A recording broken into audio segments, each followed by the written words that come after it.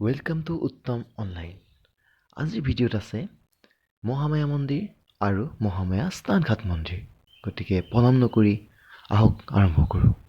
প্ৰথমতে চাওক মহামায়া মন্দিৰৰ চৌহদত বান্দৰৰ প্ৰতি থকা বান্দৰৰ মৰম।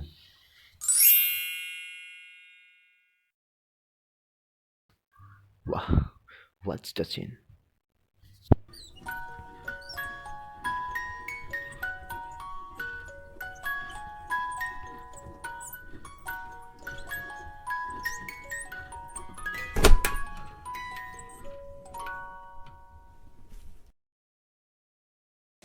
আহক আমি এতিয়া আগুৱাই যাওঁ মন্দিৰৰ প্ৰৱেশদ্বাৰৰ ফালে।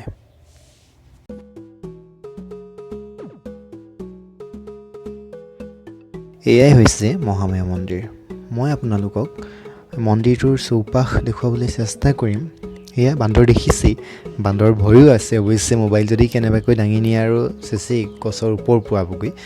তথাপিও সাৱধানেৰে মই আপোনালোকৰ বাবে চেষ্টা কৰিছোঁ, ভিডিঅ'টো কেপচাৰ কৰিছোঁ। চাওক, এয়াই হৈছে মহামায়া মন্দিৰৰ চাৰিওকাষে এনেধৰণৰ পৰিৱেশ। যথেষ্ট নিকা আৰু মুক্ত পৰিৱেশ অৱশ্যে। আৰু আছে, ভিডিঅ'টো চাই যাওক, নিশ্চয় দেখিব।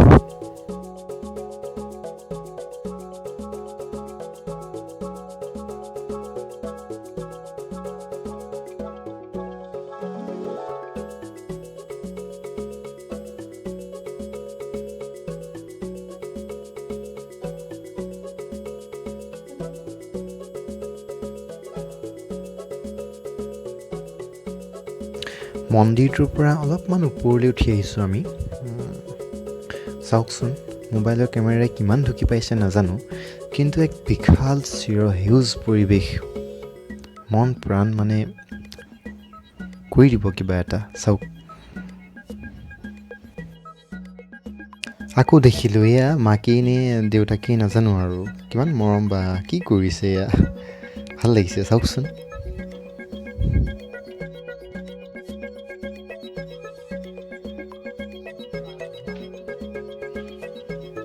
জয় হনুমান।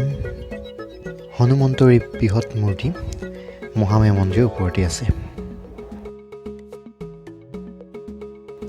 এতিয়া মহামায়া মন্দিৰৰ পৰা বিদায় মাগি মহামায়া স্নানঘাট মন্দিৰৰ অভিমুখে যাত্ৰা আৰম্ভ কৰোঁ। আহক।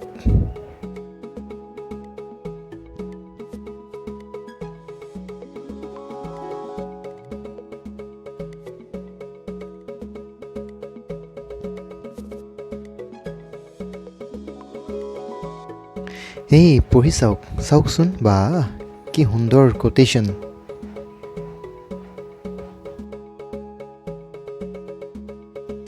এতিয়া দেখাম আপোনালোকক স্নানঘাট মন্দিৰৰ চৌহদ। চাই যাওক, বা মানে মন প্ৰাণ আপ্লুত হৈ যায়। চাওকচোন কি বনাইছে।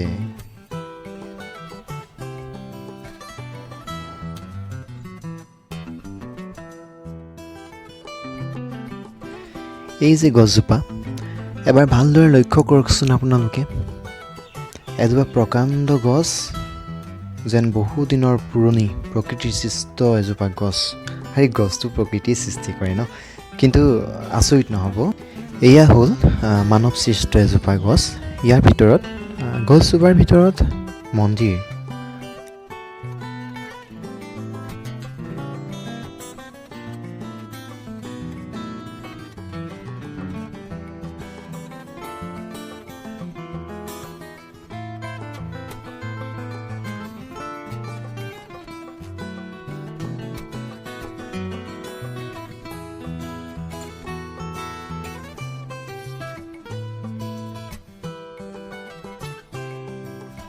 আচৰিত নহ'ব বন্ধুসকল, এয়াও মানৱ সৃষ্ট।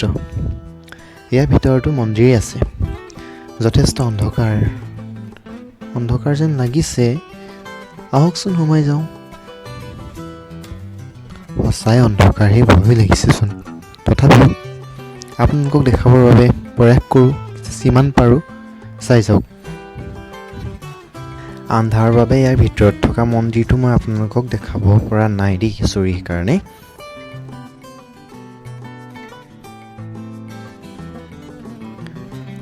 কাছ, কিন্তু কাছ আৰ্টিফিচিয়েল কাছ, ভিতৰত মন্দিৰ। চাওক।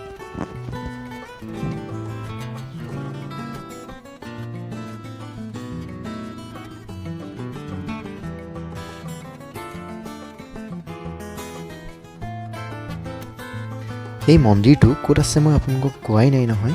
এই মন্দিৰটো আছে অসমৰ কোকৰাঝাৰ জিলাৰ বগৰীবাৰী নামৰ এক অঞ্চলত। ৩১ নং ৰাষ্ট্ৰীয় ঘাইপথৰ পৰা কিছু নিলগত এই মন্দিৰটো অৱস্থিত। গতিকে আপোনালোকে আহিব, মন্দিৰটো দৰ্শন কৰিব। Thank U.